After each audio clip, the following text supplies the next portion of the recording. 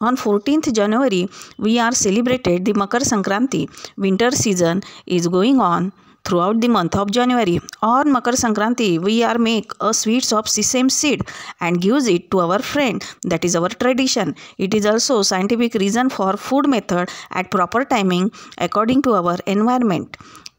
On that day, sun are enter into the northern hemisphere, season get changed, and our India is in northern hemisphere. Day duration are going to increase slowly and night duration are going to become short. We are take healthy food in winter because our digestive system are better in condition. Most of the healthiest food is sesame seeds. It have good property of nutrition. Sesame plant is mostly cultivated in tropical region for edible seed. Sudan, Myanmar and India is the largest producer of it. It is pod-bearing plant order Lamialis and family is Pidealiaceae. Sesame seed is oldest oil seed producing plant native from Africa. Plant is perennial and annual herb. It is erect, tall and near about 4 feet height. Grow in well-drained sandy soil.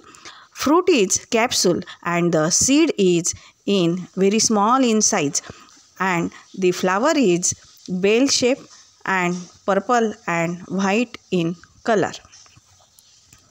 Mostly the Sesame indicum is a good example Indian variety origin by Carl Linnaeus in 1753. Uses of sesame seed. It is carbohydrate, protein, fiber rich material.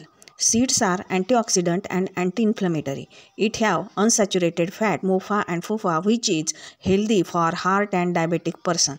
It contains many minerals like iron, calcium, magnesium, zinc, potassium and phosphorus, which is good for blood.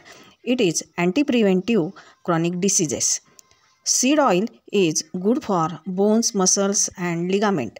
It is a good source of vitamin E and vitamin B for healthy skin and hair. Thank you for watching this video. Bye bye. Tilgul घ्या, गोड गोड बोला.